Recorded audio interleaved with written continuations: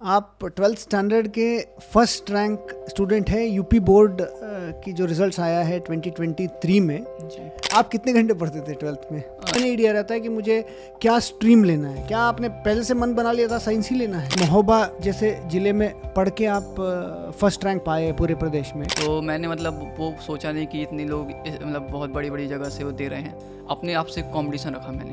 तो ये बहुत आपने सही बताई। मतलब फैमिली वालों को मतलब एक्सपेक्टेशन थी मतलब जिला में आ जाएगा, क्योंकि मतलब विद्यालय में उनको पहले ही पता था जब आप पैदा हुए थे शुभ संदेश मिले। और बुंदेलखंड से पहली बार मतलब कोई टॉपर निकला है, तो ये भी मतलब अच्छा लगा कि और लोगों को भी मैं इंस्पायर कर सकता हूँ। आया तो एक टॉपिक कंप्लीट नहीं हुआ तो उसको मतलब यूट्यूब से देख लिया, और जैसे कॉपी वगैरह कैसे लिखनी है और इसके अलावा कॉपी कैसे चेक होती हैं, इस टाइप के मतलब जो क्यूरियस वीडियो हैं वो देखे थे। तब प्रेजेंट के बारे में ज़्यादा सोचता हूँ, लेकिन मतलब यही है कि जो जिस भी लाइन में मतलब प्राइवेट अगर फील्ड में भी हूँ तो जिस तरीके से मतलब इंडिया कंट्री के लिए बेटरमेंट कर सकता हूँ। जैसे अगर प्राइवेट जॉब में भी जाऊँ तो क्या कर सकता हूँ अपने देश के लिए। कॉलेज में तो मतलब ऐसा होता है थोड़ा मतलब लाइफ चेंज हो जाती है, मतलब उसमें वैसा कॉम्पिटिशन नहीं रहता कि आपको फर्स्ट रैंक लानी है। सबसे पहले तो एक बात मतलब मैं बोलना चाहूँगा कि board is important but not everything. तो मतलब जो है अगर कोई असफलता मिलती हुई बीच में तो निराश ना हो, ज़्यादातर काम करते रहें, और अगर सक्सेस मिलती है तो उसको एक पॉजिटिव वे में रहे। ऐसा नहीं कि मतलब अब मैंने सब कुछ पा लिया तो अब कुछ नहीं करेंगे आगे। तो मतलब मेहनत लगातार करते रहे।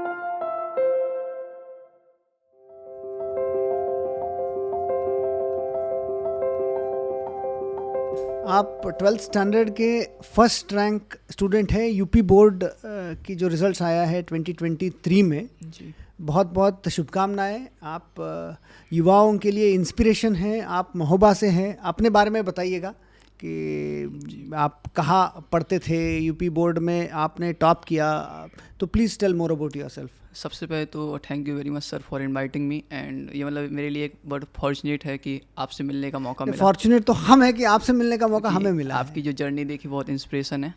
और मैं महोबा ज़िले से चरखारी नगर से हूँ, और मैंने पिछले वर्ष 2023 में फर्स्ट रैंक हासिल की थी। करेंटली अभी मैं बीटेक कर रहा हूँ बिट्स पिलानी से कंप्यूटर साइंस में। अगर तो मैं कहाँ पढ़े थे, किस स्कूल में पढ़े थे 12th? सरस्वती विद्या मंदिर इंटर कॉलेज चरखारी से, वहाँ से विद्या भारती का स्कूल है। ओके। सो जब आपकी प्राथमिक विद्यालय जो प्राइमरी स्कूलिंग है वो सब महोबा में ही हुई? हाँ, मतलब चरखारी नगर से ही हुई थी। ओके। हाँ, शिशु मंदिर विद्या मंदिर। अच्छा, एंड देन वहाँ से 12th और अभी यहाँ बिट्स पिलानी में आप कंप्यूटर साइंस कर रहे हैं। आगे क्या करने के सोचे हैं? अभी मतलब एक तो यही इंजीनियरिंग में है प्राइवेट, और दूसरे एक माइंड में मतलब आईएएस का भी है कि यूपीएससी का अटेम्प्ट दूंगा। अच्छा, ओके, ठीक है।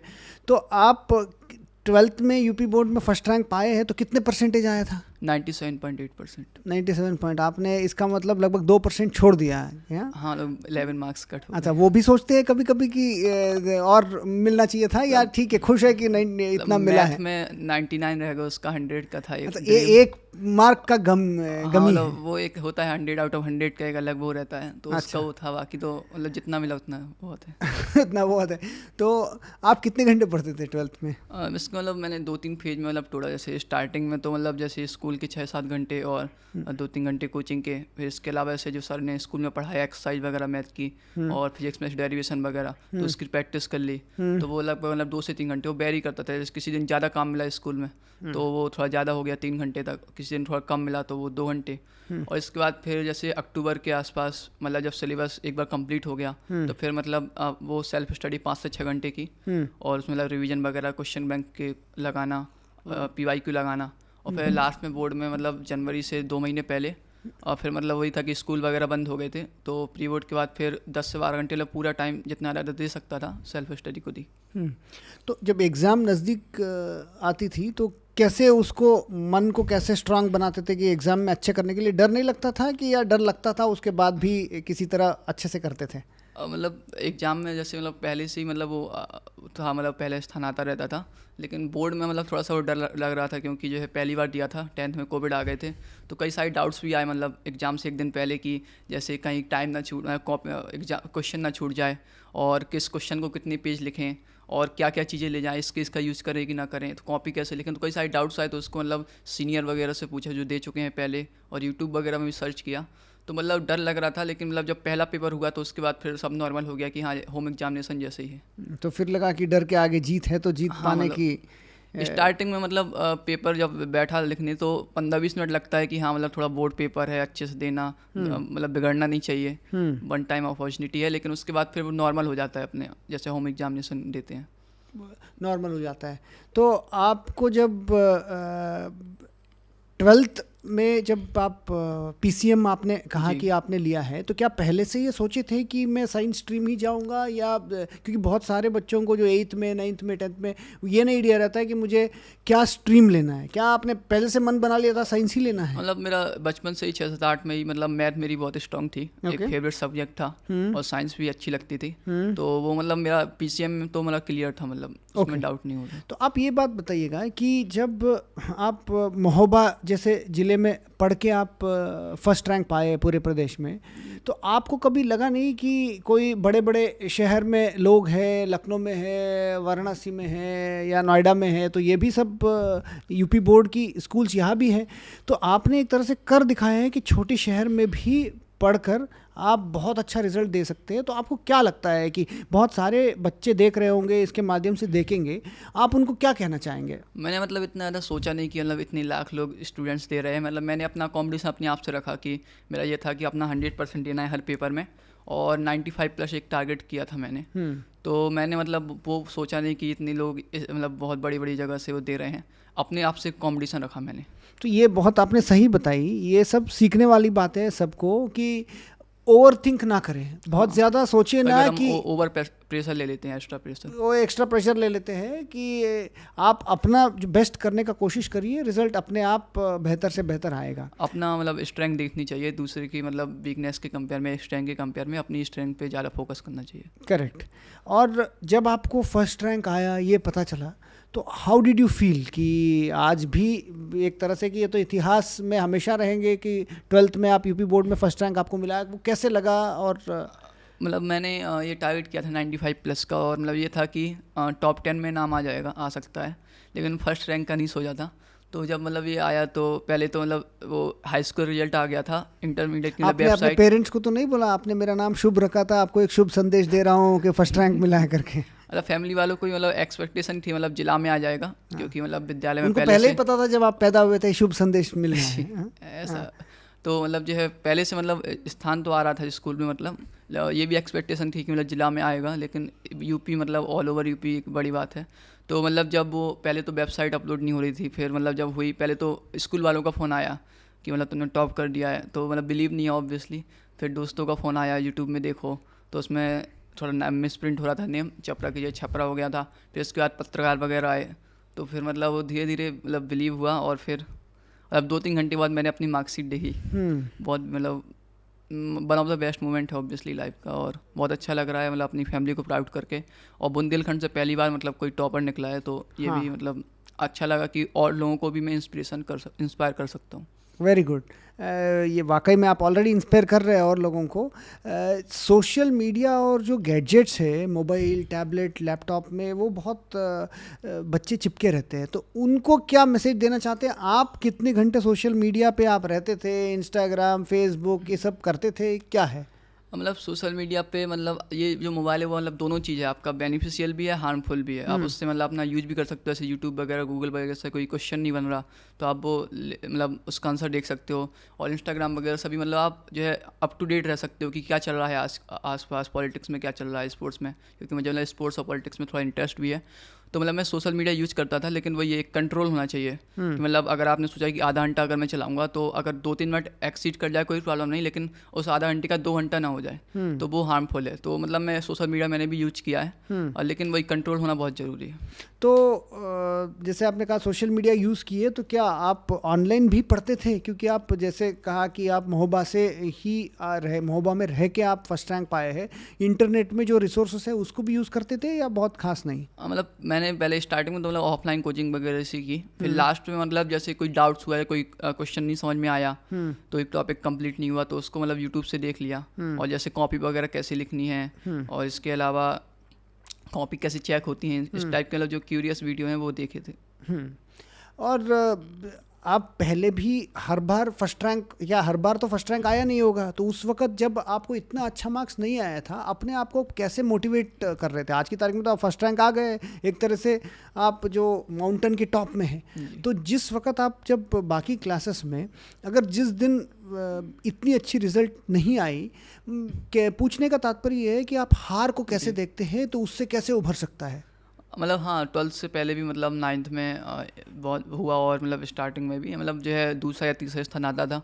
तो उस टाइम पे मतलब यही था कि पहले तो मतलब देखता था गलतियाँ कहाँ की। जैसे कई बार ऐसा हो जाता है कि पेपर में कोई क्वेश्चन छूट जाता है, टाइम मैनेजमेंट में प्रॉब्लम होती है, या कई क्वेश्चन ऐसा होता है कि मतलब कन्फ्यूजन होता है बहुत। तो वो मतलब एनालिसिस किया कि कहाँ गलती कर रहा हूँ, और उसको कोशिश की कि अगले पेपर में ना दोहराऊँ। और बोर्ड एग्जाम में मतलब एक पेपर थोड़ा सा वो हो गया था डिस्टर्ब, तो उस पर भी मतलब थोड़ा सा लो फील कर रहा था, डिप्रेशन में गया था। फिर एक दोस्त ने बहुत हेल्प की, फैमिली वालों ने सपोर्ट किया, फिर मतलब एक दिन उससे उभरने में भी लगा, फिर मतलब अगले पेपर को फोकस किया। आपने कहा कि दूसरे या तीसरे आता था, वो तभी इतने सोचते थे कि दूसरे तीसरे को तो हम हार नहीं मानते हैं, तो बट फिर भी ईश्वर करे कि आपकी हमेशा ही ऐसे शुभ शुभ अच्छा ही मार्क्स आए। आगे ज़िंदगी में और कुछ सोचे? जैसे आप अभी बिट्स पिलानी में आप कंप्यूटर इंजीनियरिंग कर रहे हैं, तो बहुत अच्छा स्कोप है आपके लिए, और कुछ है प्लानिंग है फ्यूचर में? व्हाट डू यू से आप कभी सोचते हैं कि 10 साल बाद मैं कैसे रहूँगा, या उसको इतना ज़्यादा नहीं सोचते कि जो प्रतिदिन जो आएगा करते रहे? मतलब प्रेजेंट के बारे में ज़्यादा सोचता हूँ, लेकिन मतलब यही है कि जो जिस भी लाइन में मतलब प्राइवेट अगर फील्ड में भी हूँ, तो जिस तरीके से मतलब इंडिया कंट्री के लिए बेटरमेंट कर सकता हूँ। जैसे अगर प्राइवेट जॉब में भी जाऊँ तो क्या कर सकता हूँ अपने देश के लिए, एंड NGO वगैरह चला मतलब सोचूंगा अगर उस एबल हुआ, या फिर जैसे अगर इस क्षेत्र में जाता हूँ सिविल सर्विस में, तो अपने डिस्ट्रिक्ट के लिए जो भी वो पोजीशन मिलती है, तो उसमें मतलब क्या बेटरमेंट कर सकता हूँ इंडिया के लिए। और जो 12th में इतनी पढ़ाई करते हैं, तो कई बच्चे कहते हैं कि 12th के बाद जब हम जो भी आपने अभी इंजीनियरिंग कर रहे हैं, तो एक साल खूब एंजॉय करेंगे। तो अभी आप उस मोड में हैं कि या नहीं, अभी भी आपको इंजीनियरिंग में भी अभी फर्स्ट रैंक लेना है, तो उस टाइप का क्या से एटीट्यूड रहता है? कॉलेज में तो मतलब ऐसा होता है थोड़ा मतलब लाइफ चेंज हो जाती है, मतलब उसमें वैसा कॉम्पिटिशन नहीं रहता कि आपको फर्स्ट रैंक लानी है, तो उस टाइप का तो मतलब नहीं रहता है। लेकिन मतलब बोर्ड में मतलब वो होता है कि पूरा लास्ट का 2 महीना कि आपको पूरा वो फर्स्ट रैंक जितनी ज़्यादा रहता है परसेंटेज, तो इसमें मतलब उतना ज़्यादा CGPA का रहता है, तो उतना उस टाइप का तो नहीं होता। लेकिन हाँ, मतलब एग्ज़ाम के पहले ऑब्वियसली आप चाहते हो अपना अच्छा दो, बेस्ट। ठीक है। और बाकी युवाओं को, जो हमारे यूपी बोर्ड में जो छोटे छोटे ज़िलों में जो बच्चे पढ़ रहे हैं, तो हर एक बच्चे के अंदर हो सकता है इतना आत्मविश्वास ना हो, उनको आप क्या कहना चाहते हैं कि अगर हर बच्चा शुभ की तरह आत्मविश्वास के साथ अपना बेहतर से बेहतर, हर एक व्यक्ति को ये संभव नहीं है फर्स्ट रैंक आए, बट बेहतर से बेहतर करने के लिए आत्मविश्वास के साथ, जितने आत्मविश्वास के साथ शुभ ने महोबा से फर्स्ट रैंक पाया, आप इतने आत्मविश्वास के साथ बात कर रहे हैं, तो कैसे इसको आप हर बच्चे को क्या बताना चाहेंगे? सबसे पहले तो एक बात मतलब मैं बोलना चाहूँगा कि board is important but not everything. मतलब कई बार ऐसा होता है कि जैसे कोई पेपर बिगड़ गया बोर्ड में, या फिर कोई भी होम एग्जामिनेशन का बिगड़ गया, तो हम बहुत ज़्यादा मतलब डिप्रेशन में चले जाते हैं। जैसे कोई बोर्ड अगर बिगड़ गया, इतनी अच्छी परसेंटेज नहीं बनी जितना एक्सपेक्ट किया था, तो हम सोचते हैं कि हमारी लाइफ बेकार है, अब आगे का क्या होगा। तो आई थिंक वो मतलब से बोर्ड एक पड़ाव है, मतलब उस पर मतलब अगर अच्छा किया तो बहुत अच्छी बात, लेकिन अगर नहीं हुआ तो गलतियों से सीखना चाहिए, एनालिसिस करना चाहिए कि कहाँ हमने गलतियाँ की, और उसको मतलब पॉजिटिव वे में लेकर आगे जो आने वाली चैलेंजेस हैं उसको उसमें मतलब इम्प्रूवमेंट करनी चाहिए, और वो गलतियाँ ना दोहराएं, उस पर काम करना चाहिए। और मतलब वही है कि सक्सेस एक दिन में नहीं मिलती है, तो आपको मतलब लगातार मतलब काम करना पड़ेगा, जितनी ज़्यादा मेहनत होगी उतनी बड़ी सक्सेस होगी। तो मतलब जो है अगर कोई असफलता मिलती हुई है बीच में, तो निराश ना हो, ज़्यादातर काम करते रहें, और अगर सक्सेस मिलती है तो उसको एक पॉजिटिव वे में रहे, ऐसा नहीं कि मतलब अब मैंने सब कुछ पा लिया तो अब कुछ नहीं करेंगे आगे, तो मतलब मेहनत लगातार करते रहें। आपने इतनी छोटी उम्र में इतनी गहरी बातें बोली है, हम सबको इन बातों को आत्मसात करना चाहिए। आपने कहा ज़िंदगी एक सफ़र है, इसमें कभी हार कभी जीत मिलती रहती है, हमें आगे बढ़ती रहनी है। शुभ आपकी ज़िंदगी में ऐसे ही शुभ घड़ी भविष्य में भी आते रहें। आप यहाँ हमारे साथ जुड़े पॉडकास्ट में, आपको मैं बहुत बहुत धन्यवाद और भविष्य के लिए शुभकामनाएं देता हूँ। Thank you sir.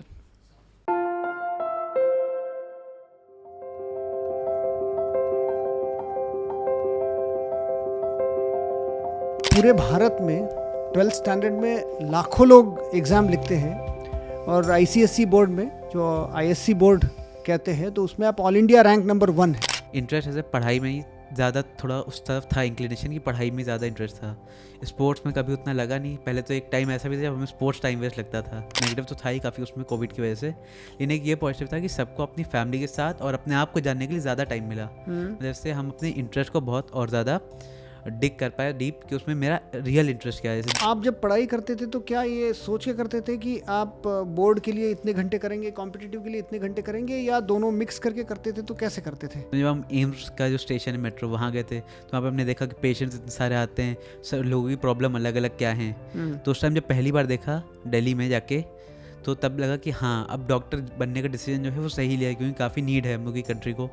How many hours did you study, and जब पढ़ते थे तो कंसंट्रेशन के लिए क्या करते थे? इन दोनों के बारे में बताइएगा। कि स्कूल में जो हम लोगों ने 6 आवर्स में पढ़ी है उसको रिवाइज करने में मैक्स टू मैक्स 2 से 3 घंटा लगना चाहिए अगर स्कूल में फोकस था। तो एक तो वहाँ टाइम बच जाता था क्योंकि स्कूल में फोकस हो जाता था। सोशल मीडिया स्टार्टिंग के टाइम तो ज़्यादा था, 2 to 4 आवर्स हो जाता था कभी कभी, इतना ज़्यादा। लेकिन फिर जो एंड का टाइम आया था लास्ट के 1-2 महीने, फिर हमने सोचा कि नहीं, इसको सैक्रिफाइस करना पड़ेगा, क्योंकि अगर कुछ और बड़ा चाहते हैं तो छोटे छोटे प्लेजर जो अभी सोशल मीडिया से मिलते हैं इनको कट ऑफ करना पड़ेगा। समेट के रखना है कि आप अगर ज्योग्राफी पढ़ रहे हैं या आपको फिजिक्स की, इलेक्ट्रिसिटी या कुछ पढ़ रहे हैं तो पूरी दिमाग उसी में रहे। तो उसके लिए क्या कोई मेडिटेशन करते थे, या what made you focus? Sir उनके लिए तो यही कि ये 12th के या 10th के भी मार्क्स हैं बोर्ड्स के, इससे ज़्यादा टेंशन में नहीं आना है, क्योंकि जैसे मेरे भी टॉप हो गया लेकिन फिर भी हमें नीट के लिए प्रिपेयर करना ही पड़ रहा है। तो इस टॉप होने से गारंटी नहीं हो जाता कि आगे सब कुछ स्मूथ चलेगा, या फिर अगर कम मार्क्स आ गए तो ये नहीं है कि कोई कॉलेज नहीं मिलेगा। रैंक 1 आया उसके बाद भी कभी कभी लो फील होता है।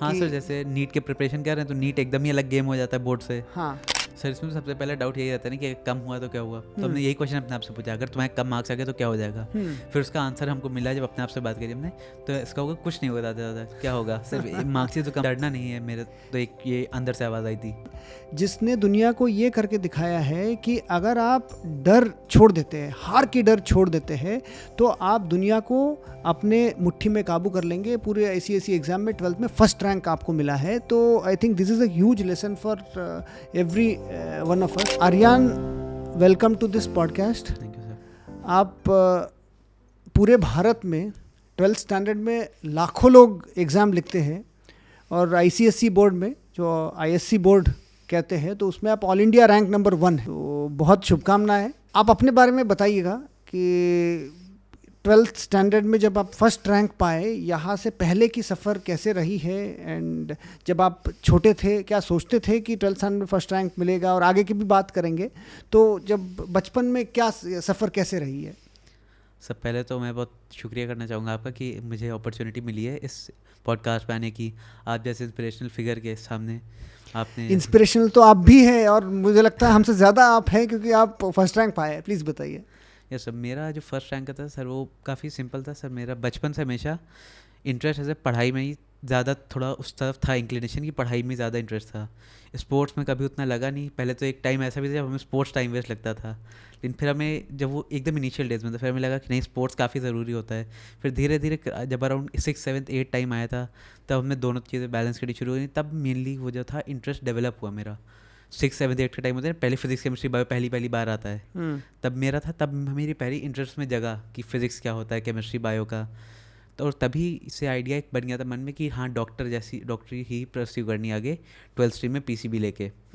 तो एक तो PCB का आइडिया वहीं क्लास 6, 7, 8 से स्टार्ट हो गया था। फिर उसके बाद अराउंड 9th में, तो हम 9th के एंड में हम लोग का कोविड आ गया था। फिर तो 9th और 10th और 11th पूरा ऑनलाइन गया था ऑलमोस्ट। ओके। तो 2 साल जो मिले थे हम लोग को, आई थिंक वो 2 साल एक तरह से नेगेटिव तो था ही काफ़ी उसमें कोविड की वजह से, लेकिन एक ये पॉजिटिव था कि सबको अपनी फैमिली के साथ और अपने आप को जानने के लिए ज़्यादा टाइम मिला। जैसे हम अपने इंटरेस्ट को बहुत और ज़्यादा डिग कर पाए डीप कि उसमें मेरा रियल इंटरेस्ट क्या है। जैसे 2 साल जो मिले 10th के, हमें पूरा उस पूरे 10th में हमने एक्सप्लोर करा कौन सा सब्जेक्ट मेरा फर्दर इंटरेस्ट है। आप जब 12th में पढ़ते हैं या उससे पहले ही लोग आज की तारीख में कॉम्पिटिटिव एग्ज़ाम्स के लिए प्रिपेयर शुरू करते हैं, तो उसमें कहीं ना कहीं जो 12th बोर्ड का एग्ज़ाम्स है तो उस पर कुछ लोगों का ध्यान हट जाता है।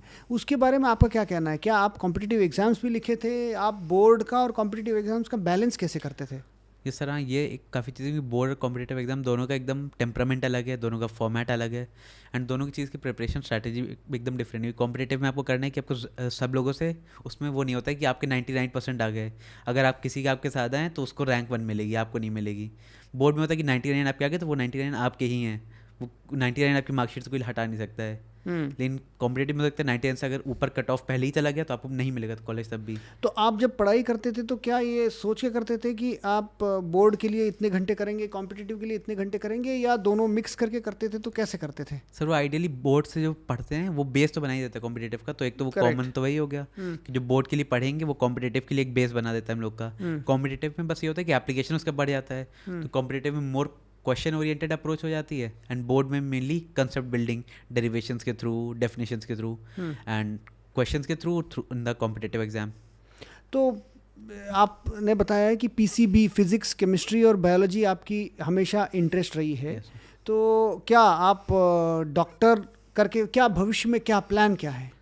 सर मेरा अभी इमीडिएट प्लान तो ये है कि अभी नीट अभी 5th मई को है तो उसके लिए अपियरिंग है, एंड होपफुली उसमें अगर क्लियर हो जाता है अच्छे से तो MBBS करने के बाद मेरा मेन एम तो थोड़ा पहले कार्डियोलॉजी की तरफ ज़्यादा था, लेकिन अब जैसे जैसे और पढ़ रहे हैं तो उसमें और MBBS भी 5.5 ईयर्स का, तो उसमें और इंटरेस्ट डेवलप होगा, तो मे बी न्यूरोलॉजी और समथिंग लाइक दैट।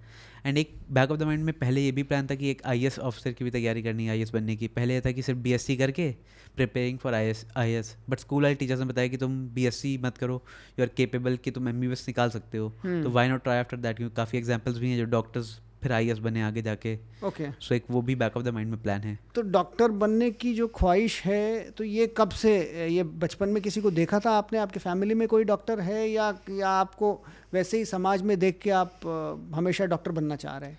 फैमिली में तो कोई डॉक्टर नहीं है, बट हाँ वही एक सोसाइटी का भी रहता है ना। एक बार अब जो रिसेंट अभी जैसे हम दिल्ली फर्स्ट टाइम गए थे, तो जब हम एम्स का जो स्टेशन है मेट्रो वहाँ गए थे तो वहाँ पे हमने देखा कि पेशेंट्स इतने सारे आते हैं, सब लोगों की प्रॉब्लम अलग अलग क्या हैं। तो उस टाइम जब पहली बार देखा दिल्ली में जाके तो तब लगा कि हाँ अब डॉक्टर बनने का डिसीजन जो है वो सही लिया है, क्योंकि काफ़ी नीड है हम लोग की कंट्री को।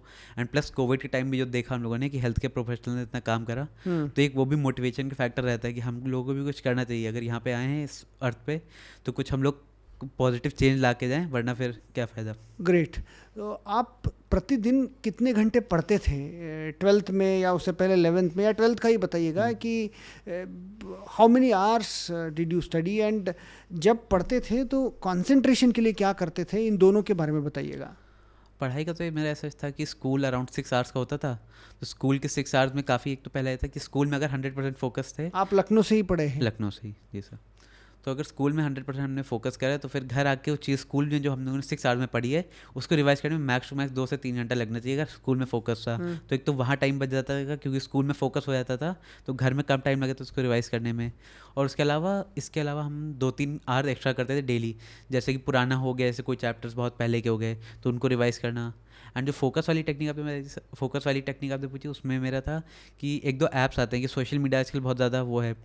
मेरा भी ऐसे सोशल मीडिया पे अकाउंट्स थे सारे, इंस्टाग्राम, फेसबुक, हर जगह थे, बट देन उस पर भी एक रेस्ट्रिक्शन होनी चाहिए कि आपको कितनी देर यूज़ करना है। जैसे एक मोबाइल, उसके लिए भी ऐप आते हैं कि आप स्क्रीन टाइम सेट कर दें कि इंस्टा सिर्फ 1 आवर चलेगा मेरा, उसके बाद अपने आप बंद हो जाएगा। तो यही हमने भी यूज़ करे थे। तो आप 12th में कितने घंटे सोशल मीडिया यूज़ करते थे? तो सोशल मीडिया स्टार्टिंग के टाइम तो ज़्यादा था, 2 to 4 आवर्स हो जाता था कभी कभी, इतना ज़्यादा। लेकिन फिर जो एंड का टाइम आया था लास्ट के 1-2 महीने, फिर हमने सोचा कि नहीं, इसको सैक्रिफाइस करना पड़ेगा, क्योंकि अगर कुछ और बड़ा चाहते हैं तो छोटे छोटे प्लेजर जो अभी सोशल मीडिया से मिलते हैं इनको कट ऑफ करना पड़ेगा।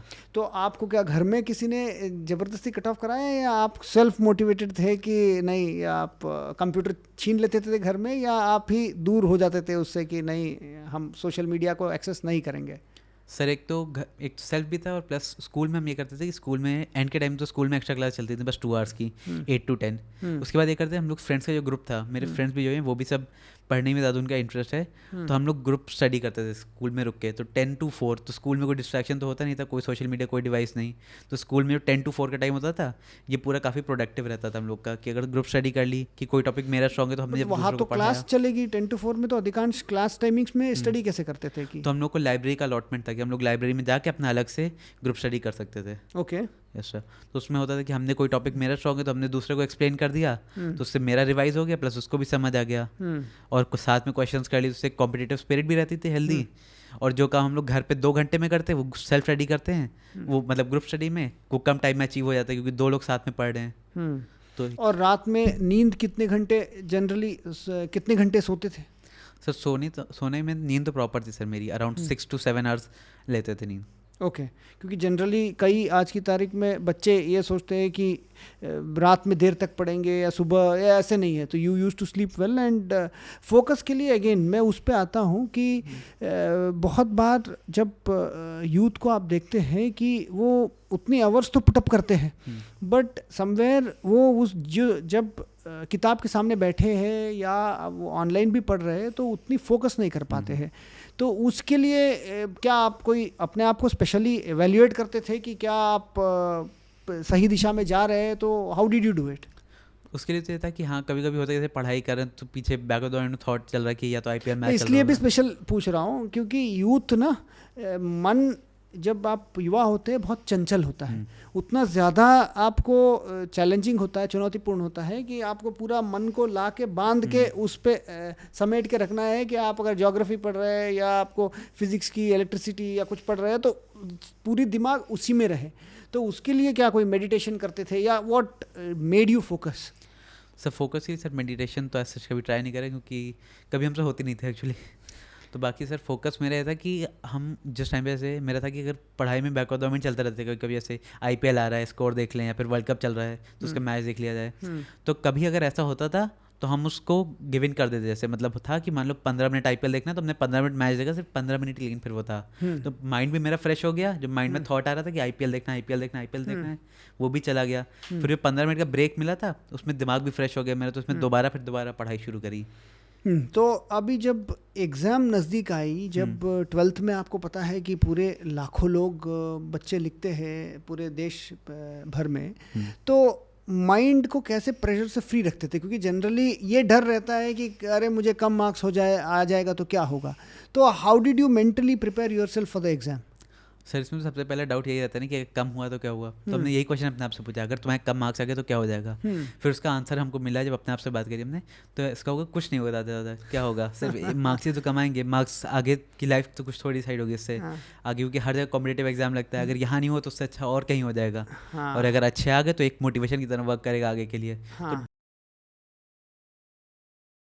डर के साथ कुछ ये जो बात बताई ये मैं अपनी व्यूअर्स को भी बताना चाहता हूँ। ये देखिए जीवंत उदाहरण है जिसने दुनिया को ये करके दिखाया है कि अगर आप डर छोड़ देते हैं, हार की डर छोड़ देते हैं, तो आप दुनिया को अपने मुट्ठी में काबू कर लेंगे। पूरे ऐसी एग्ज़ाम में 12th में फर्स्ट रैंक आपको मिला है, तो I think this is a huge lesson for every one of अस। जब आप एग्ज़ाम लिखने when you used to write exams, did you have any special mental preparation? क्योंकि वो जो 3 घंटे है वो बहुत क्रूशियल होता है। तो did you have any regimen that you would recommend to others, या वैसे ही जाके जैसे आपने कहा कि बिना डरे जाके लिखते थे? सो पहले बोर्ड एग्जाम हम लोग का था वही 13 फेब में याद है डेट तब था, तो हम लोग का ये हुआ था कि 10th में हम लोग का बोर्ड्स कैंसिल हो गए थे, तो 12th वाला बोर्ड ही फर्स्ट बोर्ड था। तो एक डर तो लग ही रहा था कि पता नहीं क्यों, क्योंकि ये नेचुरली होता है कि सबको जितना भी कह कि डर नहीं लगना चाहिए वो थोड़ा थोड़ा तो लगता ही है। तो उसमें स्कूल में हम लोगों ने काफ़ी अच्छी स्कूल में हम लोगों को करवाई गई थी। उस दिन मॉर्निंग हम लोग को सरस्वती वंदना करवाई गई थी, तो इसने एक तो वो पॉजिटिविटी का एनवायरनमेंट बना दिया उन्होंने, प्लस उसके बाद सबको उन्होंने टीका लगाया, मिठाई खिलाई। तो उसके बाद एक तो ये पॉजिटिव नोट पे स्टार्ट हुआ था एग्ज़ाम बोर्ड वाला हम लोग का। प्लस उसने और मेरा दिमाग भी ये रहता था कि एग्जाम से एक दिन पहले नींद प्रॉपर होनी चाहिए, कि उस दिन अगर नींद कॉम्प्रोमाइज़ हो गई तो एग्जाम में एक तो इरिटेशन रहता है। नींद आई थी अच्छे से? हाँ नींद फिर हमने ले ली थी इसी तरह कि 6 आवर्स तो पूरी कर लें, क्योंकि फिर सर दर्द होने लगता है एग्जाम में, फिर उससे इरिटेशन आएगा और उस इरिटेशन में फिर क्वेश्चंस गलत होकर प्रेशर में चले जाएंगे एग्जाम के दौरान, फिर वो 3 आवर पूरे ख़राब हो जाएंगे। 1 घंटा नींद बचाने के चक्कर में वो 3 आवर ख़राब हो गए। करेक्ट। एंड जब एग्ज़ाम की रिज़ल्ट आई तो क्या आप एक्सपेक्ट कर रहे थे कि आपको ऑल इंडिया फर्स्ट आएगा, कि या आपकी क्या एक्सपेक्टेशन थी कि रिजल्ट के बारे में? मेरी एक्सपेक्टेशंस तो यही थी अराउंड कि 98 99 या फिर यूपी टॉप तक मैक्सिमम थी कि उत्तर प्रदेश में टॉप कर लेंगे, बट ये नहीं सोचा था कि इंडिया में AIR 1 तो जब AIR 1 आया, ऑल इंडिया रैंकिंग 1 आया, तो आपको कैसे लगा, या अभी तक उसको आप हैज़ इट संक इन, कि कैसे लगता है कि जैसे ऐसे लगता होगा कि पूरे 7वें आसमान पर पहुंच गए? तो हाउ डिड यू फील? हाँ जब उस टाइम रिजल्ट देखा तो लैपटॉप पे तो पहली बात तो 2-3 बार चेक करा कि हाँ सही में उतनी परसेंटेज बन रही है कि नहीं। फिर उसके बाद फिर लगा हाँ, फिर स्कूल से कॉल आने लगे कि जल्दी आओ, तो उस दिन तो इतना जल्दी जल्दी सब हुआ था कि उस दिन तो कुछ प्रोसेस नहीं हो पाया कि कैसे क्या हो गया, इतनी रैंक आ गई। हाँ फिर वो धीरे धीरे करके इट संक इन कि हाँ। तुमने कर दिया है। हाँ फिर और भी कभी फिर जब लगता है कि डिप्रेशन टाइप, मतलब कि डिप्रेशन तो नहीं खैर, हाँ। जब लो फील होता है तब याद करते हैं कि तुमने वो कर लिया था तो अब कुछ और भी कर ही सकते हो। हाँ, मतलब अब आप कह रहे हैं कि जब रैंक 1 आया उसके बाद भी कभी कभी लो फील होता है हाँ कि- सर, जैसे नीट के प्रिपरेशन कर रहे हैं तो नीट एकदम ही अलग गेम हो जाता है बोर्ड से। हाँ तो उसमें है कि कभी कभी ऐसे लगा कि अब नहीं पढ़ पाएंगे नीट में, क्योंकि नीट या किसी और भी एग्जाम में आपको कंसिस्टेंसी लगानी पड़ती है। तो कंसिस्टेंसी में कभी होता है ना 1-2 दिन कम बेकार चले गए थे, 2-3 घंटे ही पढ़ाई हो पाई सिर्फ, तो उसमें लगने लगता है कि 2-3 घंटे से कहाँ कर पाओगे तुम, वो अंदर से नेगेटिव फीलिंग आने लगती है। तो उसको कैसे टैकल करते हैं? How do you tackle that fear of uncertainty? अभी आपने कहा नीट एग्ज़ाम अभी लिखेंगे आप उसमें, तो उसमें क्या अपने आप को, एक तो सीक्रेट आपने बता ही दिया है कि आपने सोचा कि 12th में भी कि ज़्यादा से ज़्यादा क्या होगा, एक तरह से आपने डर छोड़ दी, तो इसमें भी नीट के लिए आपकी तैयारी में क्या सोचते हैं? इसमें आई थिंक सपोर्ट सिस्टम, जो सपोर्ट ग्रुप है वो अच्छा होना चाहिए। जैसे मेरा है, कभी पेरेंट्स से बात कर ली तो पेरेंट्स से बात करके काफ़ी कुछ लाइट हो जाता है। पेरेंट्स से बात करके उनको प्रॉब्लम शेयर कर दी, या फिर मेरे 1-2 फ्रेंड्स भी हैं, जैसे संकल्प है, अंजलि, ये 2 लोग हैं, इन दोनों के साथ हम कुछ भी प्रॉब्लम शेयर करते हैं। इनसे होता है कि मंथ में एक बार कॉल पे लग जाते हैं, एक घंटा मंथ में बात हो जाती है। तो कुछ लोग, कुछ वो बातें करते हैं, कुछ हम करते हैं, उससे काफ़ी कुछ लाइट हो जाता है। हाँ, दोस्ती बहुत काम आती है। Very true. एंड देन जैसे आपने कहा कि आप डॉक्टर बनना चाहते हैं, कि कार्डियोलॉजिस्ट, और भी आप एक्सप्लोर कर रहे हैं, तो in future do you have any other plans apart from this, कि या अभी first you want to take it step by step, कि क्योंकि फर्स्ट रैंक आने के बाद तो बहुत सारी चीज़ आपने सोचा होगा, so what is your plan for future? Sir अभी तो मेरा है कि स्टेप बाय स्टेप ही चलना चाहिए, क्योंकि MBBS डिग्री भी 5.5 ईयर्स की, 5 साल बड़े हैं टाइम है उसमें, तो उसमें भी थॉट प्रोसेस काफ़ी डेवलप होगा, माइंडसेट चेंज होगा। बट एक अल्टीमेट अगर अभी करेंटली हमसे पूछा है तो एक तो ये है कि MBBS एक प्लान है, प्लस इसके अलावा एक IAS ऑफिसर का भी बैक ऑफ द माइंड में है कि UPSC के लिए भी प्रिपरेशन है। तो करेंटली तो यही है, but more likely I am thinking of going step by step. Okay, last question, कि हर साल जब 12th का रिजल्ट आता है, बोर्ड में एक ही व्यक्ति फर्स्ट आता है, एग्ज़ाम तो लाखों बच्चे लिखे होंगे, आप उनको क्या कहना चाहेंगे? कि because many of them would have studied as much as you have studied, तो आपके हिसाब से, जैसे आपने तो सक्सेस देखी है, हाउ बाकी जितने भी बच्चे होंगे वो भी अच्छा किए होंगे, अच्छी परसेंटेज आई होगी, कुछ लोगों को नहीं आई भी होगी, तो for them what would you like to say? Sir उनके लिए तो यही कि ये 12th के या 10th के भी मार्क्स हैं बोर्ड्स के, इससे ज़्यादा टेंशन में नहीं आना है, क्योंकि जैसे मेरे भी टॉप हो गया, लेकिन फिर भी हमें नीट के लिए प्रिपेयर करना ही पड़ रहा है। तो इस टॉप होने से गारंटी नहीं हो जाता कि आगे सब कुछ स्मूथ चलेगा, या फिर अगर कम मार्क्स आ गए तो ऐसे ये नहीं कि कोई कॉलेज नहीं मिलेगा अच्छा। तो उसके अलावा तो 12th तो एक बस स्टार्टिंग पॉइंट है, मतलब जैसे फर्स्ट माइलस्टोन है 12th, उसमें अगर कुछ नहीं भी हो पाता है, ऊपर नीचे हो जाता है, तो उसकी भी टेंशन नहीं लें, क्योंकि आगे बहुत अपॉर्चुनिटीज आएंगी। लाइफ बहुत छोटी है, अभी तो स्टार्ट हुई है, जस्ट 12th तो फर्स्ट से 18 में तो स्टार्ट होता है अडल्टहुड, तो उसके बाद तो न्यू लाइफ शुरू हुई है 18 के बाद से। अभी तो बहुत टाइम बचा है आगे का, तो बहुत आगे चांसेस मिलेंगे, इसमें हम इम्प्रूव कर सकते हैं अपने आप को। तो आपने बहुत छोटी उम्र में बहुत बड़ी बात कह दी, कि आपने कहा कि life is a journey not a destination. So ये बहुत अच्छी बात आपने कही है। इसी बात के साथ आप यहाँ आए और हमारे साथ पॉडकास्टिंग में जुड़े, हम आपको धन्यवाद देना चाहते हैं, और भविष्य के लिए जो जो आपने सपने हैं और वो सब साकार हो, भविष्य के लिए हम सब की तरफ से बहुत बहुत शुभकामनाएं। धन्यवाद। Thank you sir, thank you.